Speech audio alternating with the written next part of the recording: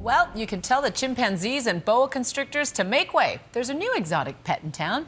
It's no secret that Americans share a roof with unusual animals, and tonight we explore the fine line between wild and tame. Is it possible to breed the savage out of the beast? ABC's Kirit Bradia discovers what it takes to bring home a fox. Yes. Meet Aphonia the fox. He loves belly rubs, playing, and amazingly, people. A normal fox would bite me, but Aphonia is one of the world's first and only domesticated foxes. Soon, he and others like him will travel from this snowy farm in Siberia to a new life with American families as pets. They're the product of an incredible Soviet experiment. To see these animals for ourselves, we traveled to the Russian city of Novosibirsk with exotic animal importer Mitchell Kalmanson and veterinarian Renee Baker. Ah, look at this one.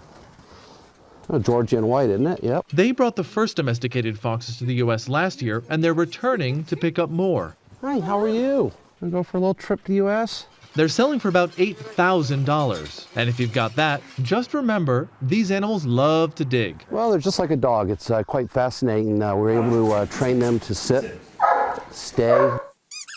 They fetch the balls. They'll play chase with you. What should somebody know if they want to buy a fox? What should they know about it before? Well, they're great pets. The animal needs a place to run. The animal needs to be walked. Slide it over his head. But it needs to be trained. These animals are calm. They're domesticated, but they don't know. It's just natural behaviors being reinforced. They're not socialized. They haven't been socialized. That's right. That's because they've spent their entire life in a cage. While these foxes like to be with people, they don't really know how. Still, it's easy to forget that not too long ago, this was a wild animal. Look how pretty. You're so soft. It all began when Soviet scientists wanted to study how wolves turned into dogs. They tried to replicate that evolution with foxes. They selected only the least aggressive foxes for mating, and after just a few generations, they observed something incredible. These natural hunters became less fearful of humans. Eventually, they began to show affection. These animals are not trained. They're now genetically tame.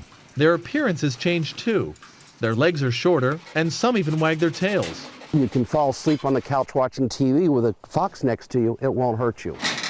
On this trip, they're transporting 2 foxes. They're placed in specially designed cages with water and food trays for the long plane ride.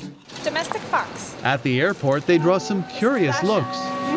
Pretty soon, they're the center of attention. In a country where a fox is more likely to be a coat than a pet, nobody seems to know what they are. Alrighty, there you go. Finally, after lots of paperwork and a final check from the vets, they're on their way, headed to a home near you. Thank you. This fox named Arcee has been with his owners for a few months.